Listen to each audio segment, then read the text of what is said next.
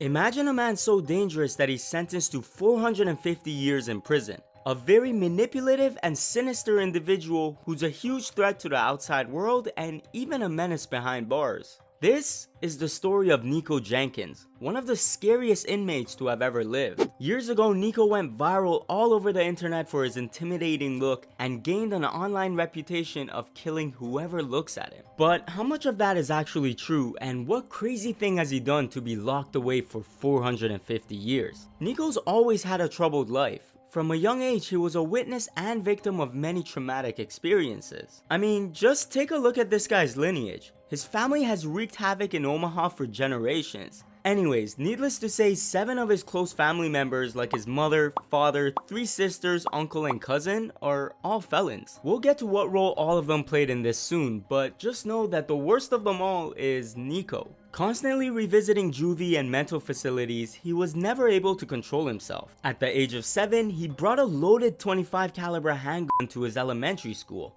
And when he turned 11, he stopped regularly attending classes and was kicked out of group homes for getting into fights with everyone. Oh, and by the time he was 13, he pretty much got a taste of what it was like to stab someone.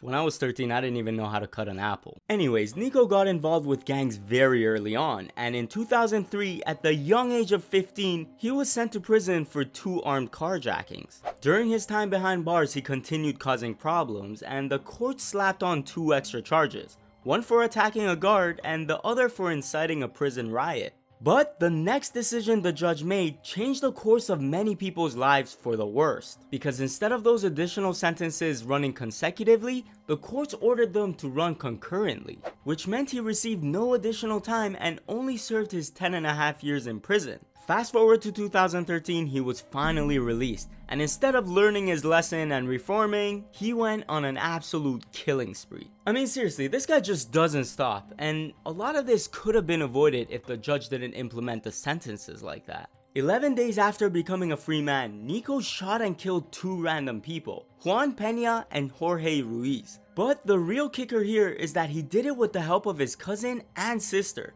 using his family in order to lure the 2 men to the location. Both individuals were shot in the head and their wallets were stolen. Now, it doesn't stop there, cause 8 days later, he shot and murdered one of his old prison buddies, Curtis Bradford. What's weird is that a day prior to the incident, these 2 took a picture together. It's like, you can't even trust your own friends anymore. Anyways, the motive was simple. Nikko's sister believed Curtis's friends were responsible for shooting up their house 6 months prior. So the siblings set up a trap for Curtis and lured him under the impression that they were gonna rob someone else, but instead it turned out to be a hit on him. A couple of days go by and Nikko's back at it again, this time pulling over a random SUV and shooting a woman 4 times. The victim was a mother of 3 by the name of Andrea Kruger, and once again a member of his family was involved. This time it was his uncle Warren Levering. So we have his sisters, cousin, and now uncle who assisted him with the murder. But there was actually one more person. His mother, Lori Jenkins. She was the one who bought him the ammo in the first place and knew about everything that happened. Not too long after, Nikko was finally arrested due to an unrelated threats charge. And as investigators put 2 and 2 together, they realized that the murders were all linked to him. I got you. What do you mean you got me? I got your DNA at the murder scene. I got your DNA in the car. Sir. I got the weapon. I got Nikko Jenkins. Now, just cause he was taken off the streets doesn't mean it was over, cause he quickly began his tirades behind bars. In an 8-hour interrogation, Nikko confessed to all 4 of the murders, claiming it was just a sacrifice for the Egyptian serpent god Apophis. Yeah, apparently the serpent spoke to him and told him to do all of that. The courts were trying to pass a death sentence onto Nikko, but while in prison, he got his hands on a razor and carved Satan into his forehead, then split his tongue in half to resemble a snake. And the most insane thing he did was use a guard's badge to destroy his...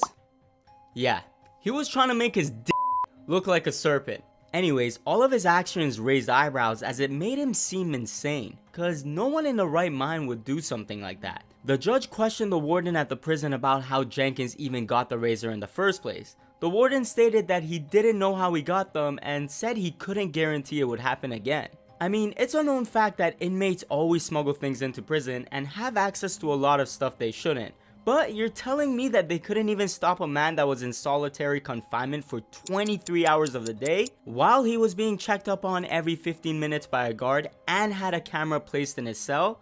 Not to mention he wasn't allowed to interact with other prisoners. On one other occasion, he even managed to grab a set of 7 handcuff keys and swallow them. Just taking one look at this guy and hearing about the stuff he did while knowing about his family and past, it's easy to assume that the justice and health system failed him. But we're gonna pull a reverse Uno card here. Cause you see, after being evaluated by multiple state psychiatrists, they all came to a conclusion that Nikko was just faking his mental problems. Despite his barbaric behavior, they believed that he was extremely cunning and knew very well that if he was deemed insane or incompetent, then he could get away from his death penalty and be placed in a psych ward instead. The man was essentially fighting for his life at that point, and due to these circumstances, the court cases were delayed and there was a brief period of time where it looked like Nikko was about to escape from his ultimate punishment.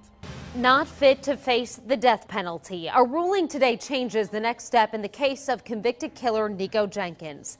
The death penalty is not a sentencing option tonight for the man convicted of killing 4 people in Omaha. However, in May of 2017, a panel of 3 judges had to make the final decision. The only way this death penalty could be implemented was if all 3 judges agreed unanimously to the death sentence. Therefore, this panel finds that the death penalty is appropriate, should be, and is hereby given for each of the 4 murders by the defendant.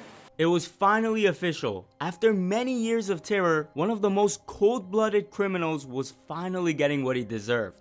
Now, even if he didn't get the death penalty, he would still have to serve 450 years in prison. And with that being said, I know this video was a heavy one, so what are your thoughts on Nikko Jenkins as a whole and his entire story? Let me know in the comment sections below. I have a lot more crazy videos similar to this one, so make sure to check those out as well and subscribe with the bell notifications turned on. Smash the like button, it only takes a second and it really does help out the channel. As always, I love you beautiful people so much and I'll see you guys next Saturday.